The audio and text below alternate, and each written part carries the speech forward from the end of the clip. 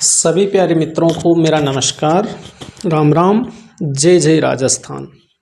देखिए दोस्तों, राजस्थान कर्मचारी चयन बोर्ड और राजस्थान लोक सेवा आयोग से संबंधित सभी भर्ती परीक्षाओं के लिए हमने एक नई पहल की शुरुआत की है। आपके लिए एक नया ऑनलाइन प्लेटफॉर्म हम लेके आए हैं जिसमें आपको निःशुल्क तैयारी करवाई जाएगी। तो जुड़े रहिए हमारे यूट्यूब चैनल जीईपी फाउंडेशन से। आज हम शुरुआत करेंगे राजस्थान के इतिहास के कुछ टॉपिकों की, जिसमें हम आज सबसे पहले पढ़ेंगे अजमेर के चौहानों का इतिहास। पहले पढ़ेंगे अपन राजस्थान का इतिहास। राजस्थान के इतिहास में अपन सबसे पहले पढ़ेंगे राजस्थान के प्रमुख राजवंश। राजस्थान के प्रमुख राजवंश। राजस्थान के प्रमुख राजवंशों में जैसे बहुत सी बड़ी बड़ी रियासतें हुई है राजस्थान में। अपने मेवाड़ रियासत है, अपने मारवाड़ रियासत है, ढूंढाड़ है, हाड़ौती है, अजमेर रियासत हुई है, जालोर हो गई, जालोर के साथ में अपनी रणथंभौर जिसको वर्तमान में कहते हैं रणथंभौर। एक गाना आता है रणथंभौर का लाडला। रणथंभौर गणेश जी का जो मंदिर है उसे रणथंभौर इसीलिए कहते थे क्योंकि वहाँ की जगह का नाम क्या था, रणथंभौर था। और प्राचीन काल में इसे क्या कहते थे, रणथंभौर कहते थे। इसीलिए कई गानों में गाया जाता है कि रणथंभौर का लाडला। तो देखिए, अपन सबसे पहले पढ़ेंगे अजमेर का चौहान वंश। अजमेर में चौहान वंश की स्थापना, अजमेर में चौहान वंश की स्थापना 551 में 551 में वासुदेव नाम के एक व्यक्ति ने अजमेर में चौहान वंश की स्थापना की। अतः इसे चौहानों का क्या कहते हैं, इसे चौहानों का आदि पुरुष भी कहते हैं। अजमेर में चौहान वंश की स्थापना 551 में वासुदेव नाम के एक व्यक्ति ने की, जिसे चौहानों का आदि पुरुष भी कहते हैं। इसने क्या किया, साम्राज्य सांभर या फिर सपाद लक्ष्य, साम्राज्य सांभर या सपाद लक्ष्य के आसपास बसाया। अजमेर में चौहान वंश की स्थापना 551 में वासुदेव चौहान ने की, साम्राज्य सांभर या सपाद लक्ष्य के आसपास बसाया तथा सांभर कुल देवी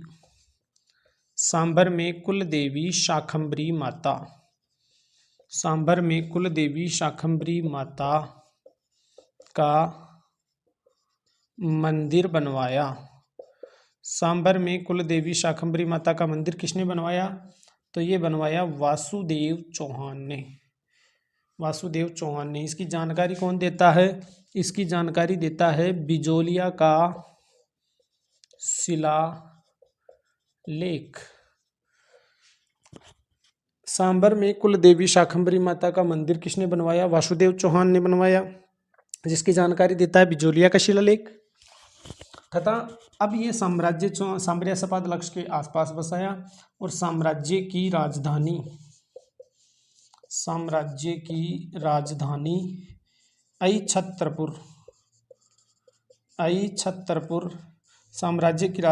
छत्रपुर को बनाया, जिसका वर्तमान नाम है नागौर।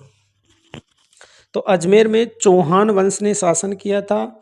चौहान वंश की स्थापना 551 में वासुदेव ने की, जिसे चौहानों का आदि पुरुष कहते हैं। साम्राज्य सांभर या सपाद लक्ष्य के आसपास बसाया, सांभर में कुलदेवी शाकंभरी माता का मंदिर बनवाया, साम्राज्य की राजधानी छत्रपुर नागौर को बनाया।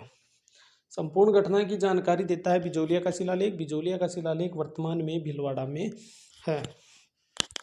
चौहान वंश की स्थापना हो गई 551 में, वासुदेव चौहान ने स्थापना की, साम्राज्य सांभर या सपाद लक्ष्य के आसपास बसाया, सांभर में कुल देवी शाकंभरी माता का मंदिर बनवाया। संपूर्ण जानकारी बिजोलिया के शिलालेख से प्राप्त होती है।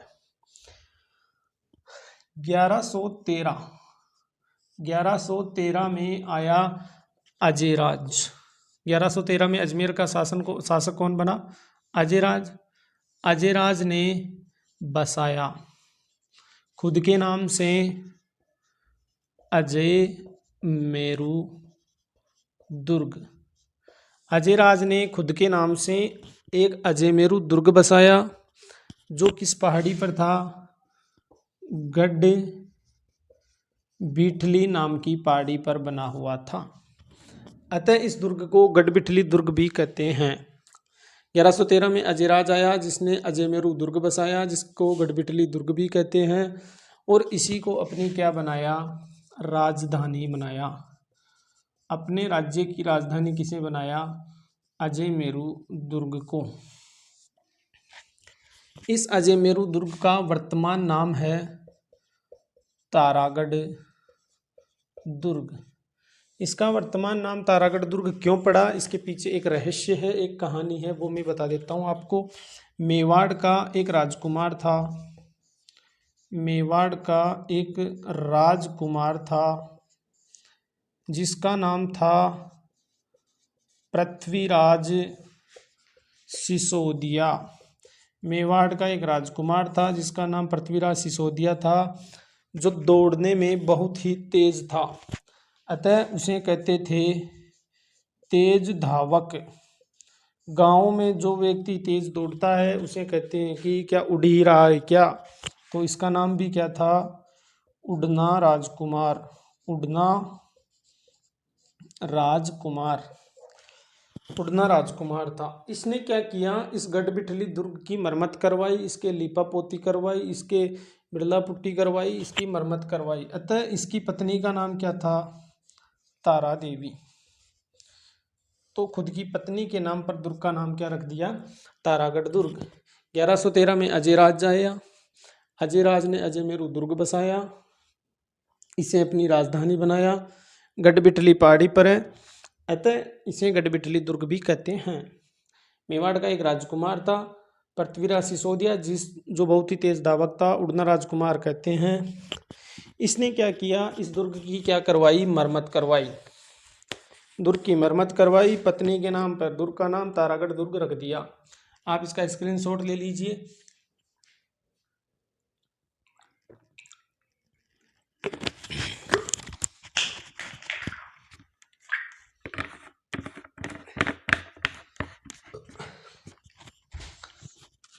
चलिए आगे। वासुदेव के बाद में अजयराज जी का काल खत्म हो जाता है। नया शासक अजमेर का बनता है। नया शासक बनता है 1133 में। 1133 में आया अर्णोराज। अर्णोराज को प्यार से आनाजी भी कहते हैं। क्या कहते हैं? आनाजी कहते हैं। अर्णोराज ने अजमेर में आना सागर झील बनवाई। खुद के नाम से अजमेर में आना सागर झील बनवाई जिसके किनारे जहांगीर ने दौलत बाग बनाया। दौलत बाग बनाया। अर्णोराज ने अपने नाम से अजमेर में आना सागर झील बनवाई जिसके किनारे जहांगीर ने दौलत बाग बनवाया जिसे वर्तमान में सुभाष उद्यान के नाम से भी जाना जाता है। जहांगीर का बेटा था जिसका नाम था शाहजहां। शाहजहां ने क्या की? 5 बारहदरी बनाई। बारहदरी क्या थी? ये छतरियां थी। कहाँ बनवाई? सुभाष उद्यान में बनाई। दोनों मुगल बादशाह थे। जहांगीर और शाहजहां दोनों क्या थे? मुगल बादशाह। और दोनों की माँ क्या थी? दोनों की माँ राजपूत थी। अर्णोराज ने पुष्कर में आदि वराह मंदिर का निर्माण करवाया। अर्णोराज ने पुष्कर में आदि वराह मंदिर का निर्माण करवाया अर्णोराज का बेटा था जिसका नाम था जगदेव। बेटा था, बेटे का नाम क्या था? जगदेव, जिसने इसकी क्या कर दी? हत्या कर दी। अतः क्या कहलाया? पितृहंता कहलाया। सीधा सा क्वेश्चन पूछा जाता है, चौहानों का पितृहंता किसे कहते हैं? तो चौहानों का पितृहंता जगदेव को कहते हैं। इसने अपने पिता अर्णोराज की हत्या कर दी, अतः पितृहंता कहलाया। 1133 में आता है अर्णोराज, जिसका प्यार से नाम था आना जी। अजमेर में आना सागर झील बनवाई, जिसके किनारे जहांगीर ने दौलत बाग बनवाया। जहांगीर, जिसे वर्तमान में सुभाष उद्यान कहते हैं। जहांगीर के बेटे का नाम था शाहजहां, जिसने बारादरी बनवाई। कितनी बनवाई? 5। दोनों मुगल बादशाह थे, दोनों की मां राजपूत थी। अर्णोराज ने पुष्कर में आदि वराह मंदिर का निर्माण करवाया। अर्णोराज के बेटे का नाम था जगदेव, जिसने पिता की हत्या की, पितृहंता कहलाया। चौहानों का पितृहंता जगदेव को कहते हैं। 1158 में आता है विग्रह राज। 1158 में आया विग्रह राज, जिसे प्यार से बीसल देव भी कहा जाता था। विग्रह राज क्या था? कवि था। कवि था तो इसको उपाधि थी, कितनी थी? 2 थी। एक कवि बांधव की उपाधि थी, दूसरी कंठा भरण की उपाधि थी। विग्रहराज को बीसल देव कहते थे। कवि था तो उपाधि थी, एक कवि बांधव की, दूसरी कंठा भरण की। स्वयं क्या था? विद्वान था। विग्रहराज स्वयं विद्वान भी था। इसने हरिकेली नामक नाटक की रचना की। हरिकेली नामक नाटक की रचना की। किस भाषा में की? संस्कृत भाषा में की। स्वयं विद्वान था तो विद्वानों का क्या था? विद्वानों का आश्रयदाता भी था। विग्रहराज स्वयं विद्वान था, विद्वानों का आश्रयदाता था। दरबार में 2 विद्वान रहते थे, एक का नाम था सोमदेव, दूसरे का नाम था नरपति नाल। सोमदेव ने लिखा ललित विग्रहराज और नरपति नाले ने लिखा बीसलदेव रासो। दरबार में 2 विद्वान थे, सोमदेव ने लिखा ललित विग्रहराज, नरपति नाले ने लिखा बीसलदेव रासो। स्वयं क्या था? निर्माता था। बिसलपुर सागर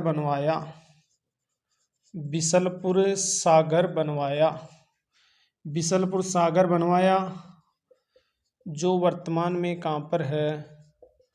टोंक जिले में है। विग्रहराज ने बिसलपुर नामक सागर बनवाया, जो वर्तमान में टोंक जिले में है। देखिए 1158 में आया विग्रहराज को बीसलदेव भी कहते हैं। स्वयं क्या था? कवि था तो उपाधि थी, कवि बांधव की और कंठा भरण की।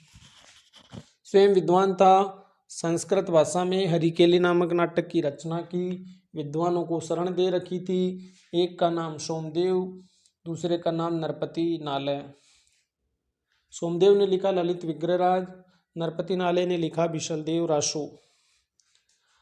स्वयं निर्माता था, बिसलपुर सागर बनवाया, वर्तमान में टोंक जिले में है।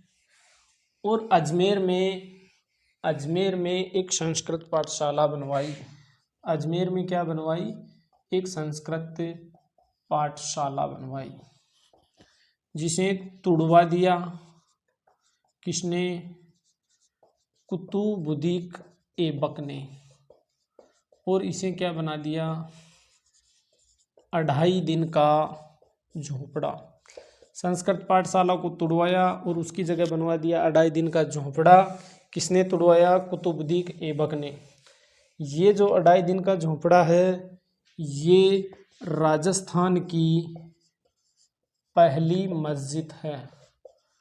राजस्थान की पहली मस्जिद है जहाँ पर 2.5 दिन का क्या लगता है, उर्स लगता है। उर्स का मतलब होता है मेला। किसकी याद में लगता है, पंजाब साहिब संत की याद में। संस्कृत पाठशाला को तुड़वा दिया किसने, कुतुबुद्दीन ऐबक ने। बना दिया 2.5 दिन का झोपड़ा, जो राजस्थान की पहली मस्जिद है। 2.5 दिन का उर्स लगता है पंजाब शाह संत की याद में। विग्रहराज अभी खत्म नहीं हुए। विग्रहराज जी क्या थे, विजेता थे, युद्ध करते थे और क्या होते थे, विजयी होते थे। इन्होंने क्या किया, दिल्ली के तोमरों से युद्ध किया और दिल्ली के तोमरों को पराजित किया। साम्राज्य का विस्तार, साम्राज्य का विस्तार अजमेर से दिल्ली तक किया। अजमेर से दिल्ली तक किया। विग्रहराज ने बहुत से काम किए, अतः विग्रहराज जी का काल चौहानों का स्वर्ण युग या क्लासिक युग कहलाता है। अजमेर के चौहान वंशों में विग्रहराज जी आए जो विजेता थे, जिन्होंने दिल्ली के तोमरों को पराजित किया, साम्राज्य का विस्तार अजमेर से दिल्ली तक किया। इनका काल चौहानों का स्वर्ण युग कहलाता है। इन्होंने बिसलपुर सागर बनवाया, टोंक जिले में है। अजमेर में संस्कृत नाम से पाठशाला बनवाई, जिसे तुड़वा दिया कुतुबुद्दीन ऐबक ने। बना दिया 2.5 दिन का झोंपड़ा, जो राजस्थान की पहली मस्जिद है। अब इसके बाद में अपन चलते हैं। अब आता है 1177 में पृथ्वीराज चौहान थर्ड। पृथ्वीराज चौहान तृतीय। जब पृथ्वीराज चौहान तृतीय आते हैं तो विग्रहराज जी इनको सौंप के चले जाते हैं। कहाँ से कहाँ तक का शासन, दिल्ली से अजमेर तक का शासन। इनके पिता का नाम सोमेश्वर था, माता का नाम था कर्पूरी देवी। कर्पूरी देवी। जब राजगद्दी पर बैठते हैं तो 11 वर्ष की आयु थी। 11 वर्ष की आयु थी। इन्होंने क्या किया, दिग्विजय की नीति अपनाई। दिग्विजय की नीति अपनाई, यानी कि अड़ोसी पड़ोसी को पराजित करो, अधीनता स्वीकार करो। 1182 के युद्ध में परमर्दी देव चंदेल को पराजित किया। परमर्दी देव चंदेल को पराजित किया। चचेरे भाई नागार्जुन को पराजित किया। चचेरे भाई नागार्जुन को पराजित किया। गुजरात के भीम सेकंड को पराजित किया। गुजरात के भीम द्वितीय को पराजित किया।